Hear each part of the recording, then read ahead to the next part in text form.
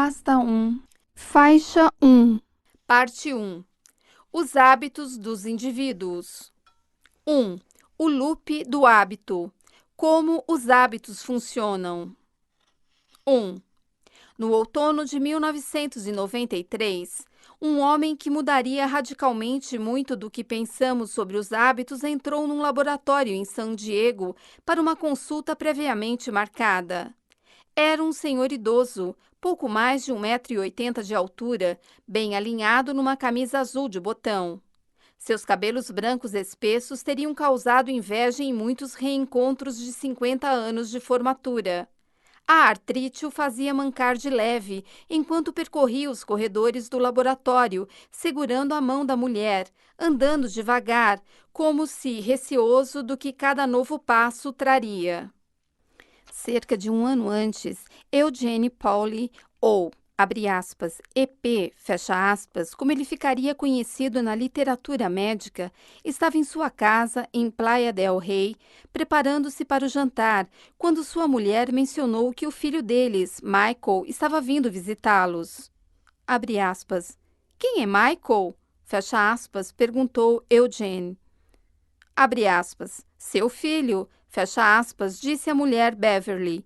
Abre aspas. Aquele que nós criamos, sabe? Fecha aspas. Eugene olhou para ela com um olhar vazio. Abre aspas. De quem você está falando? Fecha aspas, perguntou. No dia seguinte, ele começou a vomitar e se contorcer de cólica abdominal. Dentro de 24 horas, sua desidratação estava tão grave que Beverly, em pânico, o levou ao pronto-socorro. Sua temperatura começou a subir, atingindo 40 graus enquanto ele transpirava, formando uma mancha amarela de suor nos lençóis do hospital. Ele ficou delirante, depois violento, gritando e empurrando quando as enfermeiras tentavam dar uma injeção intravenosa em seu braço. Só depois de sedá-lo é que um médico conseguiu cravar uma agulha comprida entre duas vértebras da base de sua coluna e extrair umas poucas gotas de líquido cefalorraquidiano. O médico que realizou o procedimento percebeu na mesma hora que havia um problema. O fluido ao redor do cérebro e dos nervos espinhais é uma barreira contra infecções e ferimentos. Em indivíduos saudáveis, ele é translúcido e corre rapidamente, movendo-se num fluxo quase sedoso através de uma agulha. A amostra da coluna de Eugene era turva e pingava devagar, como se estivesse cheia de sujeira microscópica. Quando os resultados voltaram do laboratório, os médicos de Eugene descobriram por que ele estava doente. Estava sofrendo de encefalite viral, uma doença relativamente comum que causa feridas, bolhas e infecções leves na pele. Em casos raros, no entanto, o vírus pode traçar um caminho até o cérebro, provocando lesões catastróficas conforme devora as delicadas dobras de tecido onde nossos pensamentos, sonhos e, de acordo com alguns, nossas almas residem. Os médicos de Eugene disseram a Beverly que não havia nada que eles pudessem fazer para reverter o estrago já feito. Porém, uma grande dose de medicamentos antivirais talvez evitasse que o vírus se espalhasse. Eugene entrou em coma e durante 10 dias esteve à beira da morte. Aos poucos, conforme as drogas foram combatendo a doença, sua febre baixou e o vírus desapareceu. Quando ele finalmente acordou, estava fraco e desorientado e não conseguia engolir direito. Não conseguia formar frases e às vezes ficava ofegante, como se tivesse esquecido momentaneamente como se respira. Mas ele estava vivo. Por fim, Eugene estava bem o bastante para passar por uma bateria de testes. Os médicos ficaram surpresos ao descobrir que seu corpo, incluindo seu sistema nervoso, parecia em boa parte ileso. Ele conseguia mexer os membros e reagia a sons e luzes. Tomografias cerebrais, no entanto, revelaram sombras nefastas próximas do centro de seu cérebro. O vírus destruíra um trecho oval de tecido perto de onde o crânio encontrava a coluna vertebral. Abre aspas. Talvez ele não seja mais a pessoa que você lembra. Fecha aspas. Um dos médicos avisou a Beverly. Abre aspas. Você precisa estar preparada caso seu marido não exista mais. Fecha aspas. Eugene foi transferido para outra ala do hospital. Dentro de uma semana, já engolia com facilidade. Mais outra semana e ele começou a falar normalmente, pedindo gelatina e sal, mudando de canal na televisão e reclamando das novelas chatas. Quando foi enviado a um centro de reabilitação 5 semanas depois, Eugene andava pelos corredores e oferecia aos enfermeiros conselhos não solicitados sobre seus planos para o fim de semana. Abre aspas. Acho que nunca vi alguém voltar desse jeito. Fecha aspas, um médico disse a Beverly. Abre aspas, não quero alimentar suas esperanças, mas isso é surpreendente. Fecha aspas. Beverly, no entanto, continuava preocupada. Na clínica de reabilitação, ficou claro que a doença havia alterado seu marido de modos perturbadores. Por exemplo, Eugene era incapaz de lembrar que dia da semana era, ou os nomes de seus médicos e enfermeiros, por mais vezes que eles se apresentassem. Abre aspas. Por que eles não param de me fazer todas essas perguntas? Fecha aspas. Ele perguntou a Beverly um dia depois que um médico saiu de seu quarto. Quando finalmente voltou para casa, as coisas ficaram ainda mais estranhas. Eugene não parecia se lembrar dos amigos deles. Tinha dificuldade de acompanhar conversas.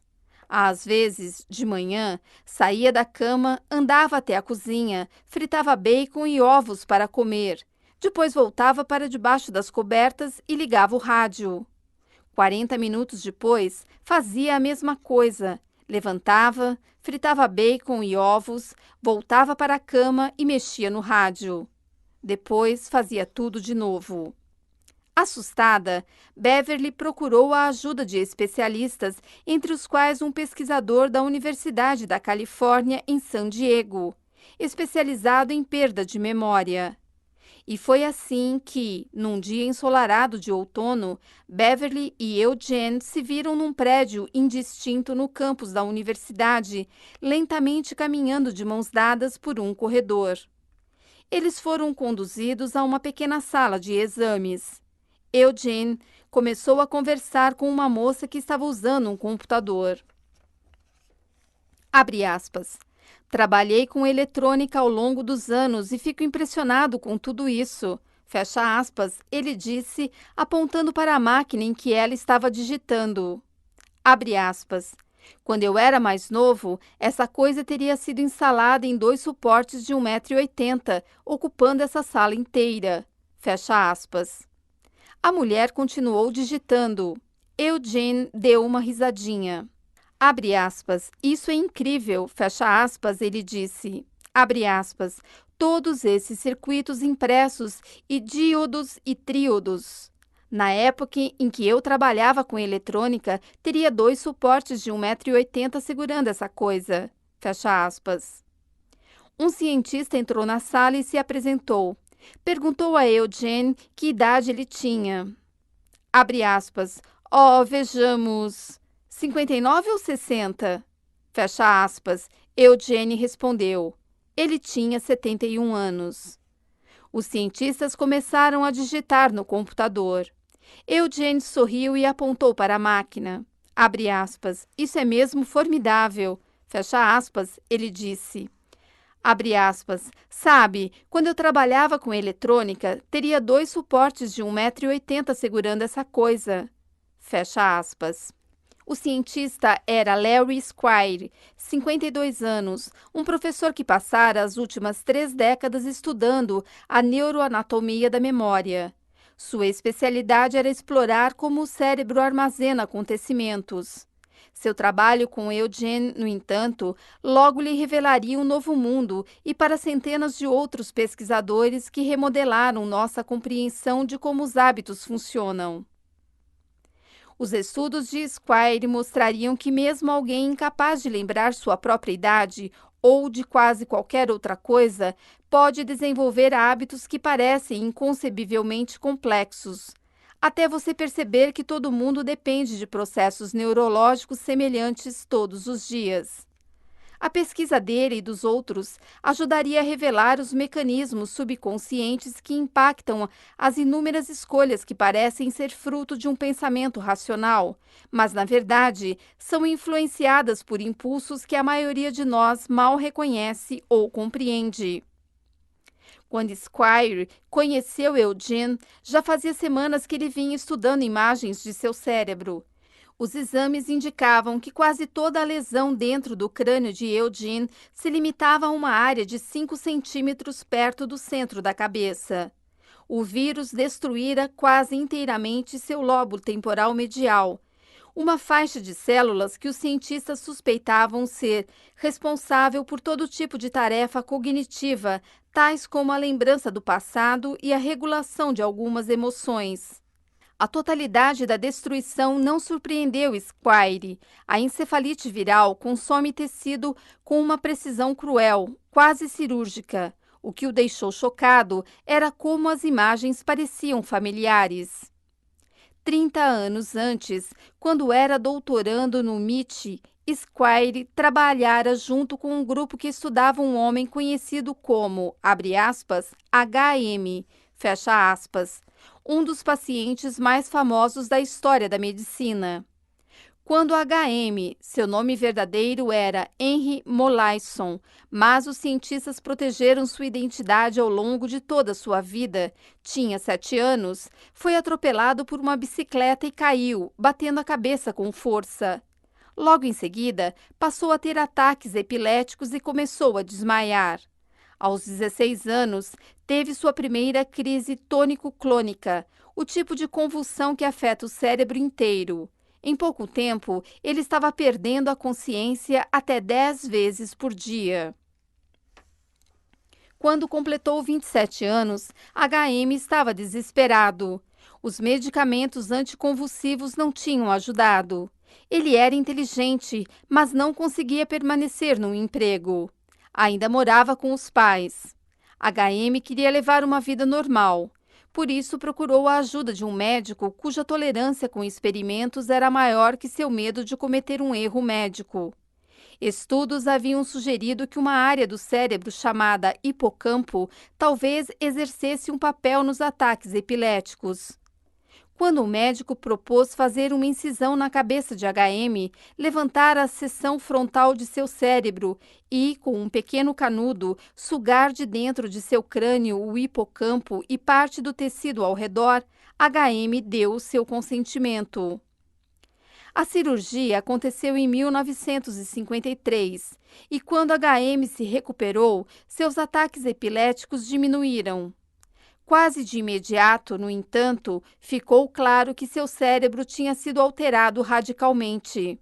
HM sabia seu nome e que sua mãe era irlandesa. Lembrava da queda da Bolsa de 1929 e de noticiários sobre a invasão da Normandia. Mas quase tudo o que veio depois, todas as lembranças, experiências e esforços da maior parte da década antes da cirurgia, tinha sido apagado. Quando um médico começou a testar a memória de HM, mostrando-lhe cartas de baralho e listas de números, ele descobriu que HM era incapaz de reter qualquer informação nova por mais de uns 20 segundos. Desde o dia de sua cirurgia até sua morte em 2008, cada pessoa que HM encontrava, cada música que ouvia, cada sala em que entrava era uma experiência completamente nova. Seu cérebro tinha congelado no tempo. Todo dia, ele ficava perplexo com o fato de que alguém podia mudar o canal de televisão apontando um retângulo preto de plástico para a tela. Ele se apresentava repetidamente para os médicos e enfermeiras, dezenas de vezes por dia. Abre aspas, eu adorava aprender sobre HM, pois a memória parecia um jeito tão palpável e instigante de estudar o cérebro. Fecha aspas, Squire me disse. Abre aspas, cresci em Ohio e ainda lembro, na primeira série, da minha professora distribuindo gizes de cera para todo mundo e comecei a misturar todas as cores para ver se ia dar preto. Por que guardei essa memória, mas não consigo lembrar o rosto da professora? Por que meu cérebro decide que uma memória é mais importante que outra? Fecha aspas. Quando Squire recebeu as imagens do cérebro de Eugene, ficou espantado com a semelhança entre aquele cérebro e o de HM. Havia pedaços vazios, do tamanho de nozes, no meio da cabeça de ambos. A memória de Eugene, assim como a de HM, tinha sido removida. Conforme Squire começou a examinar Eugene, no entanto, viu que aquele paciente era diferente de HM em alguns aspectos cruciais. Enquanto quase todo mundo percebia, minutos após conhecer HM, que havia alguma coisa muito estranha, Eugene conseguia travar conversas e realizar tarefas que não alertariam um observador casual de que havia algo errado. Os efeitos da cirurgia de HM tinham sido tão debilitantes que ele passou o resto da vida internado. Eugene, por outro lado, morava em casa com a mulher. HM não conseguia travar conversas de verdade. Já Eugene tinha a habilidade impressionante de conduzir quase qualquer diálogo para um tema que ele ficasse à vontade para discutir longamente, tal como satélites. Ele trabalhara como técnico para uma empresa aeroespacial ou as condições climáticas. Squire começou a examinar Eugene perguntando a ele sobre sua juventude. Eugene falou da cidade onde crescera no centro da Califórnia, do tempo que servira na marinha mercante, de uma viagem que fizera à Austrália quando era jovem.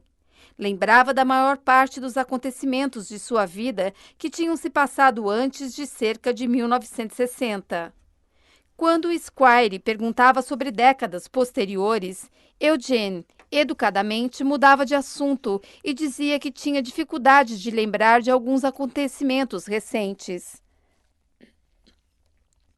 Squire realizou alguns testes de inteligência e descobriu que o intelecto de Eugene ainda era aguçado para um homem incapaz de se lembrar das 3 últimas décadas. Além disso, ele ainda tinha todos os hábitos que adquirira na juventude, por isso, sempre que Squire lhe dava um copo d'água ou o elogiava por uma resposta especialmente detalhada, Eugene agradecia e retribuía o elogio. Sempre que alguém entrava na sala, se apresentava e perguntava como tinha sido seu dia. Mas, quando Squire pediu que Eugene memorizasse uma série de números ou descrevesse o corredor em frente à porta do laboratório, o médico descobriu que seu paciente não conseguia reter nenhuma informação nova por mais de 1 minuto. Quando alguém mostrava a Eugene fotos de seus netos, ele não fazia ideia de quem eram. Quando Squire perguntava se ele se lembrava de ter ficado doente, Eugene dizia que não tinha lembrança alguma de sua doença, nem da estada no hospital. Na verdade, Eugene quase nunca lembrava que estava sofrendo de amnésia. Sua imagem mental de si mesmo não incluía a perda de memória, e já que ele não conseguia se lembrar da lesão, não conseguia conceber que havia algo de errado. Nos meses após conhecer Eugene, Squire realizou experimentos que testavam os limites de sua memória. A essa altura, Eugene e Beverly tinham se mudado de Playa del Rey para San Diego para ficar mais perto da filha, e Squire muitas vezes os visitava para fazer exames. Um dia, Squire pediu que Eugene esboçasse uma planta de sua casa. Ele foi incapaz de desenhar um mapa rudimentar mostrando onde ficava a cozinha ou o quarto. Abre aspas. Quando você levanta da cama de manhã, como sai do quarto? Fecha aspas. Squire perguntou. Abre aspas. Olha, fecha aspas, disse Eugene. Abre aspas. Não sei direito. Fecha aspas. Squire tomou notas em seu laptop e, enquanto o cientista digitava, Eugene se distraiu. Olhou de relance para o outro lado da sala e então se levantou, andou até um corredor e abriu a porta do banheiro. Uns poucos minutos depois, Squire ouviu a descarga, a torneira aberta e Eugene enxugando as mãos nas calças. Voltou para a sala e sentou-se outra vez na cadeira ao lado de Squire. Esperou pacientemente pela próxima pergunta. Na época, ninguém se perguntou como um homem incapaz de desenhar um mapa de sua própria casa conseguia achar o banheiro sem hesitação. Mas essa pergunta e outras parecidas acabariam levando a uma série de descobertas que transformaram nossa compreensão do poder dos hábitos. Isso ajudaria a deflagrar uma revolução científica que hoje envolve centenas de pesquisadores que estão aprendendo pela primeira vez a entender todos os hábitos que influenciam nossas vidas. Quando Eugene sentou-se à mesa, olhou para o laptop de Squire. Abre aspas, isso é impressionante, fecha aspas, ele disse, apontando para o computador. Abre aspas, sabe, quando eu trabalhava com eletrônica, teria 2 suportes de 1,80 m segurando essa coisa, fecha aspas. Nas primeiras semanas depois que eles se mudaram para a casa nova, Beverly tentava tirar Eugene de casa todo dia. Os médicos haviam lhe dito que era importante que ele se exercitasse, e se Eugene ficava dentro de casa por muito tempo, deixava Beverly maluca, fazendo as mesmas perguntas inúmeras vezes, num loop infinito. Por isso, toda manhã e toda tarde, ela o levava para dar um passeio no quarteirão, sempre juntos e sempre seguindo o mesmo itinerário. Os médicos tinham avisado a Beverly que ela precisaria monitorar Eugene constantemente. Disseram que, se ele algum dia se perdesse, nunca mais conseguiria achar o caminho de casa. Mas, certa manhã, enquanto ela se vestia, Eugene saiu despercebido pela porta da frente. Ele tinha uma tendência a perambular de um cômodo para o outro, por isso Beverly levou um tempo para perceber que ele tinha sumido. Quando percebeu, entrou em pânico. Correu para a rua e tentou enxergá-lo. Não conseguiu vê-lo. Foi até a casa dos vizinhos e esmurrou as janelas. As casas eram parecidas. Será que Eugene tinha se confundido e entrado em outra? Ela correu até a porta e tocou a campainha até alguém atender. Eugene não estava lá. Ela correu de volta para a rua, seguindo o quarteirão, gritando o nome de Eugene. Estava chorando. E se ele tivesse ido a algum lugar com trânsito? Como diria alguém onde morava? Ela já estava fora fazia 15 minutos, procurando em toda parte. Então correu para casa a fim de ligar para a polícia. Quando ela entrou afoita pela porta, encontrou Eugene na sala, sentado em frente à televisão, assistindo ao History Channel. As lágrimas dela o deixaram confuso. Ele disse que não lembrava de ter saído, não sabia onde estivera e não conseguia entender por que ela estava tão perturbada. Então Beverly viu uma pilha de pinhas na mesa, como as que vira no quintal de um vizinho mais adiante na rua. Ela se aproximou e olhou as mãos de Eugene. Seus dedos estavam melados de seiva.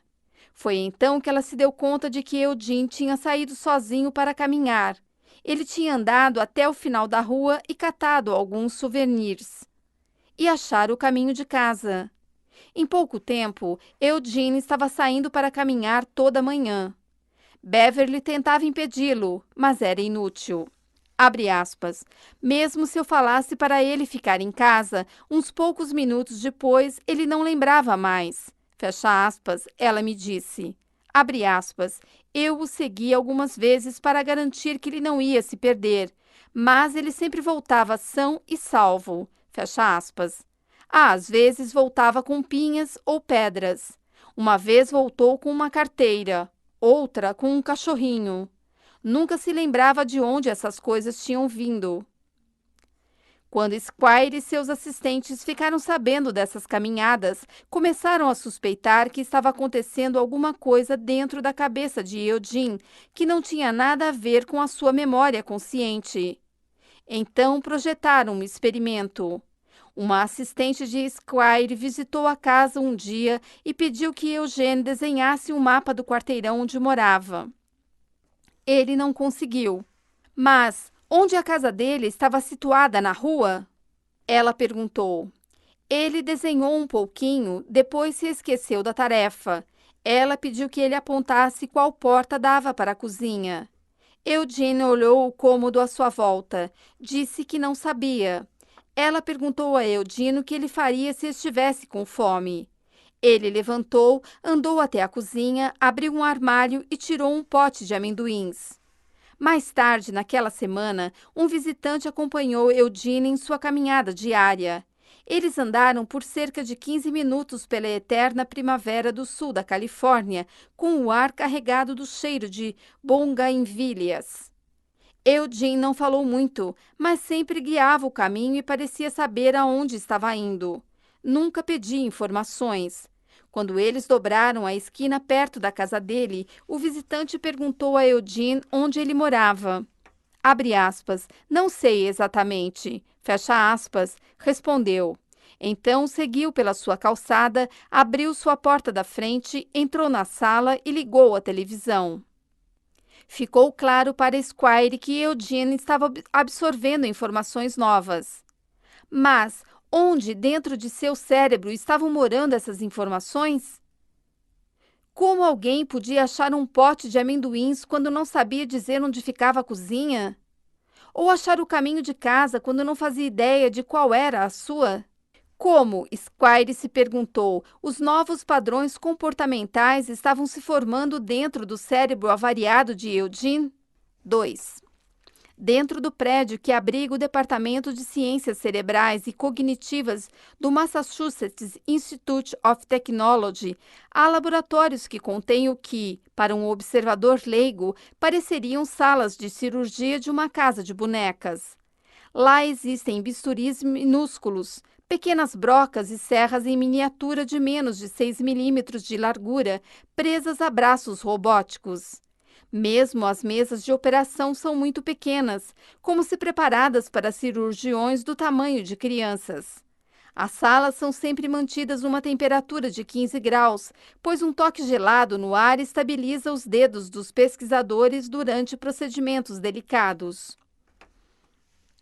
Dentro desses laboratórios, os neurologistas abrem os crânios de ratos anestesiados, implantando sensores minúsculos capazes de registrar as menores alterações dentro de seus cérebros. Quando os ratos acordam, mal parecem notar que agora há dezenas de fios microscópicos espalhados, como teias de aranhas neurológicas dentro de sua cabeça.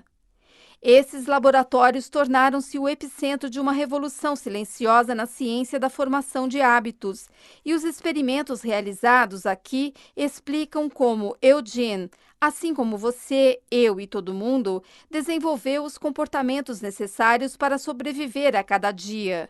Os ratos desses laboratórios esclareceram os processos complexos que acontecem dentro de nossas cabeças sempre que fazemos algo tão mundano como escovar os dentes ou tirar o carro da garagem em marcha a ré. E para Squire, esses laboratórios ajudaram a explicar como Eugene conseguiu aprender novos hábitos. Quando os pesquisadores do MIT começaram a trabalhar com hábitos nos anos 1990, mais ou menos à mesma época em que Eugene foi acometido de sua febre, eles ficaram curiosos sobre um nó de tecido neurológico conhecido como gânglios basais. Se imaginarmos o cérebro humano como uma cebola, composto de camadas sobrepostas de células, então as camadas de fora, as mais próximas do couro cabeludo, são geralmente os acréscimos mais recentes de um ponto de vista evolutivo.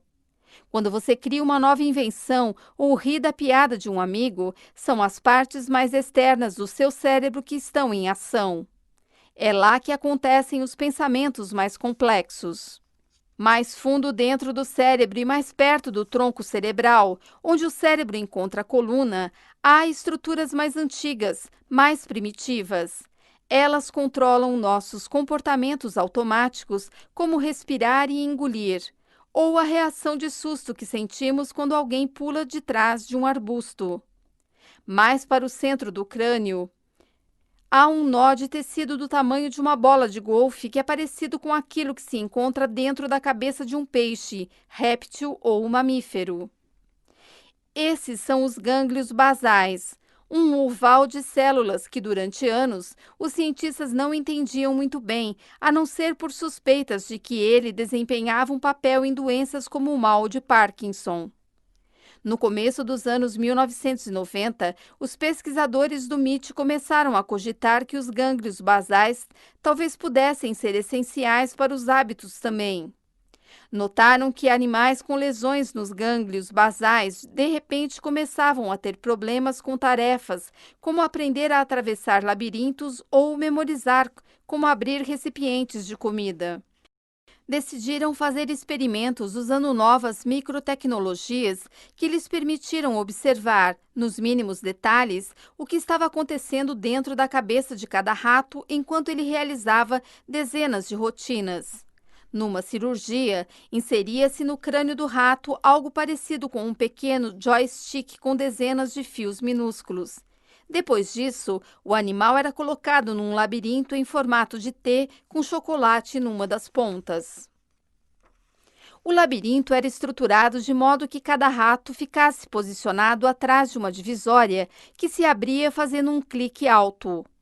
No começo, quando um rato escutava o clique e via a divisória desaparecer, geralmente ia e voltava pelo corredor do meio, farejando os cantos e arranhando as paredes. Parecia sentir o cheiro do chocolate, mas não conseguia descobrir como achá-lo.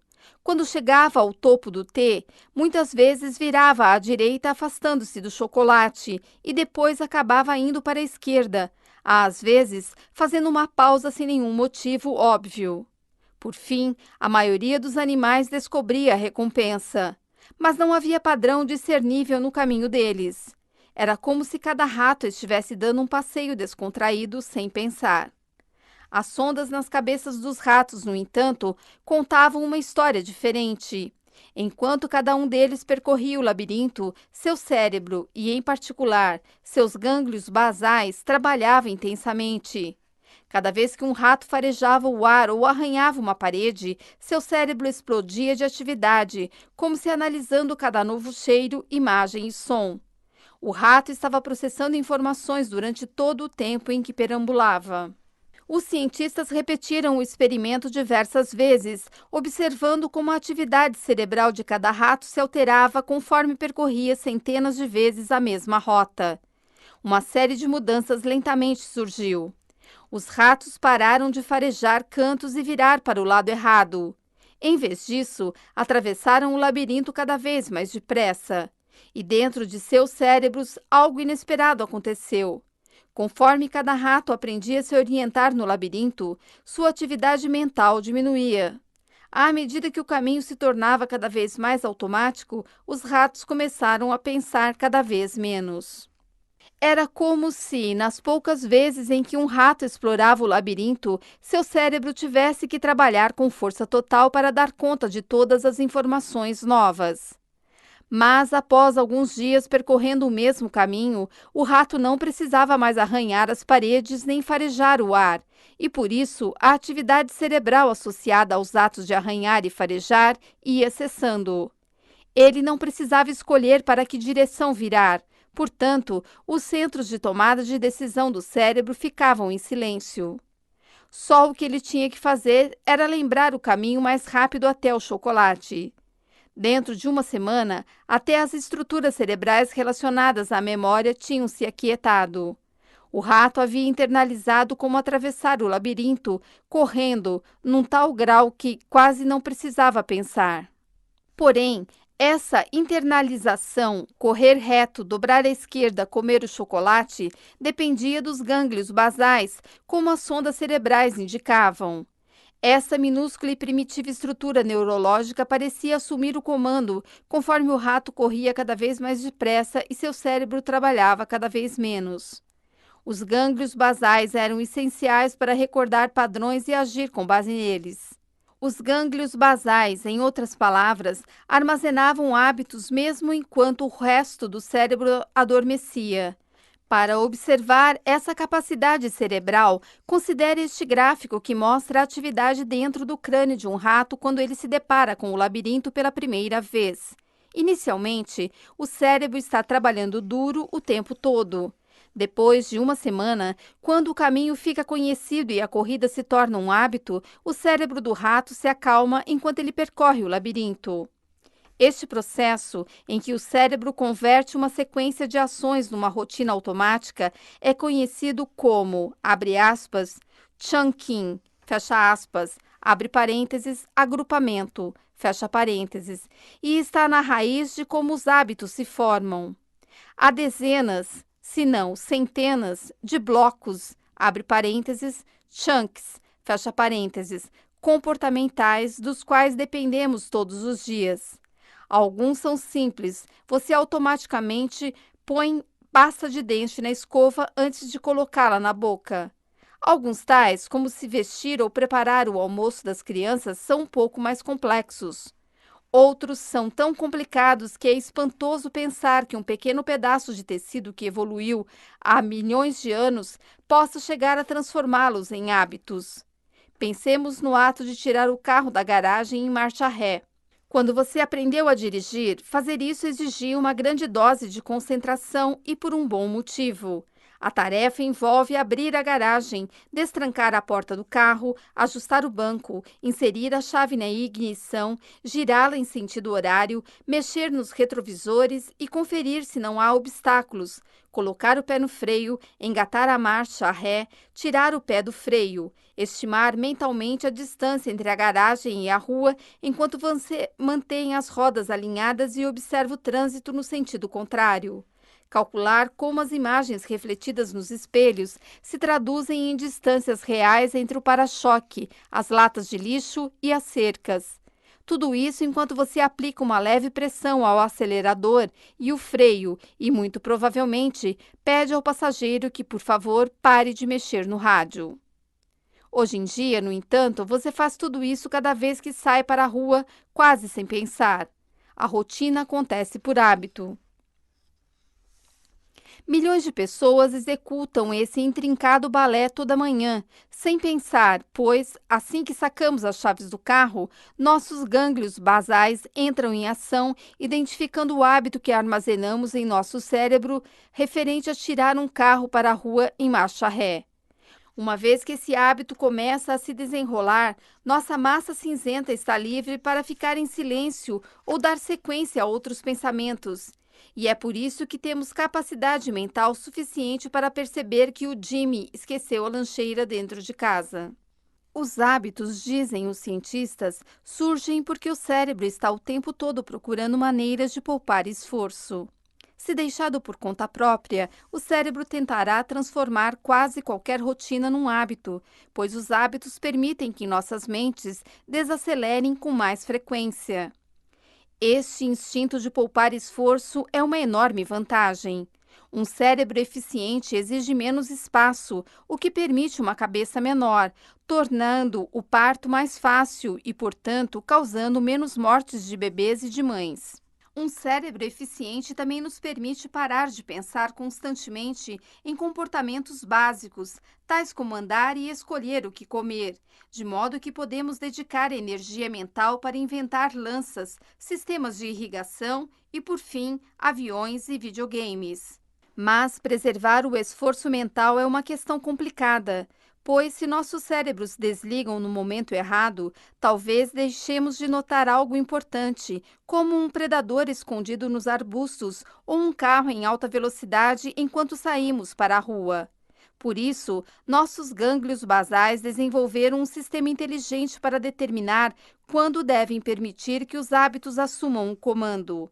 É algo que acontece sempre que um bloco de comportamento começa ou termina. Para ver como isso funciona, observe de novo atentamente o gráfico do hábito neurológico do rato. Note que a atividade cerebral atinge seus picos no começo do labirinto, quando o rato ouve o clique antes que a divisória comece a se mexer, e outra vez no final, quando ele acha o chocolate. Esses picos são o modo como o cérebro determina quando deve ceder o controle a um hábito e qual hábito deve usar. De trás de uma divisória, por exemplo, é difícil para um rato saber se ele está dentro de um labirinto conhecido ou de um armário desconhecido com um gato à espreita do lado de fora.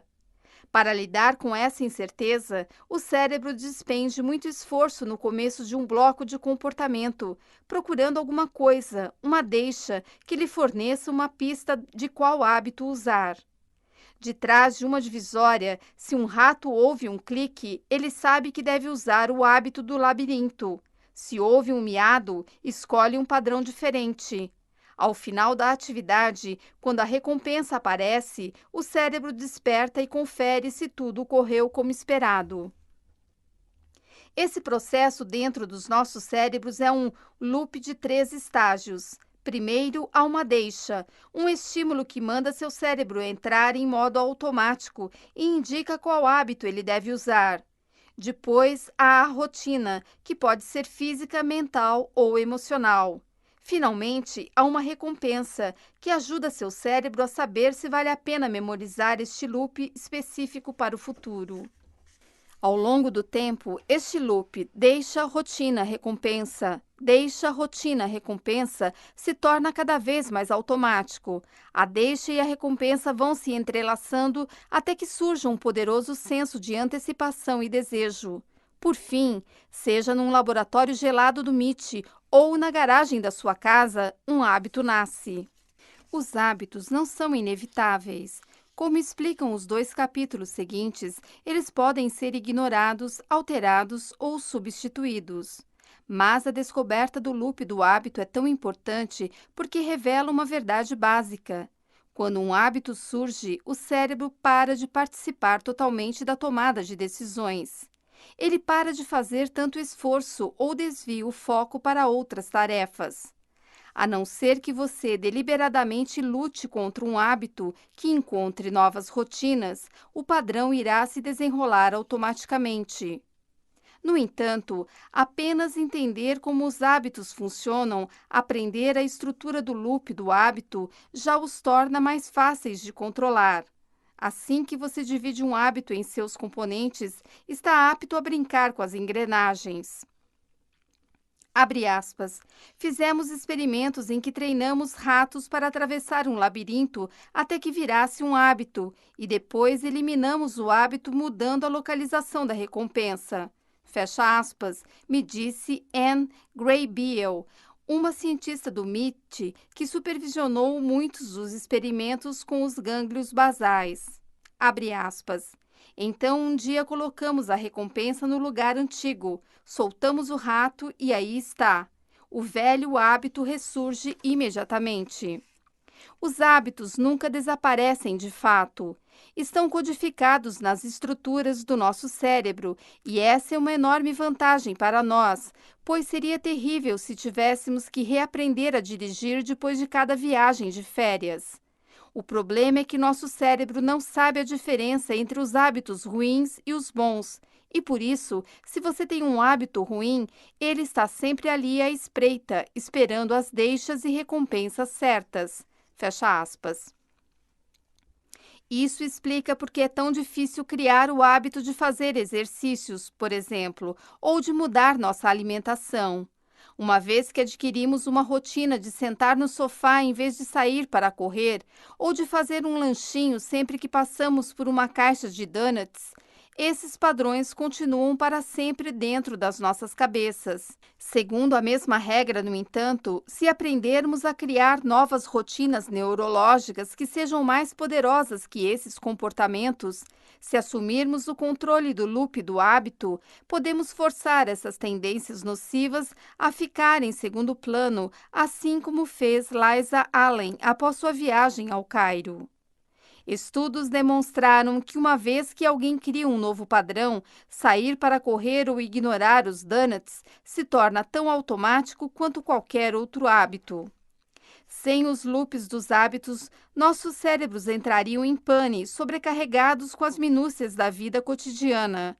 Pessoas cujos gânglios basais são prejudicados por lesões ou doenças, muitas vezes ficam mentalmente paralisadas. Têm dificuldade de realizar atividades básicas, como abrir uma porta ou decidir o que comer. Perdem a capacidade de ignorar detalhes insignificantes. Um estudo, por exemplo, descobriu que pacientes com lesões nos gânglios basais eram incapazes de reconhecer expressões faciais, inclusive medo e nojo, porque nunca sabiam direito em qual parte do rosto deviam se focar. Sem os gânglios basais, perdemos acesso às centenas de hábitos de que dependemos todos os dias. Você parou hoje de manhã para decidir se amarrava o sapato esquerdo ou o direito primeiro? Teve problemas para decidir se devia escovar os dentes antes ou depois de tomar banho? É claro que não. Essas decisões são habituais, não exigem esforço. Contanto que seus gânglios basais estejam intactos e as deixas continuem constantes, os comportamentos acontecerão sem pensar. Abre parênteses. Se bem que, quando você sai de férias, talvez se vista de maneiras diferentes ou escove os dentes num outro momento da rotina matinal sem perceber.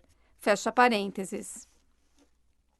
Ao mesmo tempo, no entanto, a dependência do cérebro de rotinas automáticas pode ser perigosa. Muitas vezes, os hábitos são tanto uma maldição quanto um benefício. Pense no caso de Eugene, por exemplo. Os hábitos lhe deram sua vida de volta depois que ele perdeu a memória. E então levaram tudo embora de novo. 3. Conforme Larry Squire, o especialista em memória, passada cada vez mais tempo com Eugene, foi ficando convencido de que seu paciente estava de algum modo aprendendo comportamentos novos. Imagens do cérebro de Eugene mostravam que seus gânglios basais tinham escapado da lesão causada pela encefalite viral. Seria possível, perguntou-se o cientista, que Eugene, mesmo com a grave lesão cerebral, ainda pudesse usar o loop deixa a rotina recompensa? Será que esse antigo processo neurológico poderia explicar como Eugene era capaz de dar uma volta no quarteirão e achar o pote de amendoins na cozinha? Para testar se Eugene estava formando novos hábitos, Squire criou um experimento. Pegou 16 objetos diferentes, pedaços de plástico e peças de brinquedos com cores vivas, e os colocou em retângulos de papelão. Então, os dividiu em 8 pares, opção A e opção B.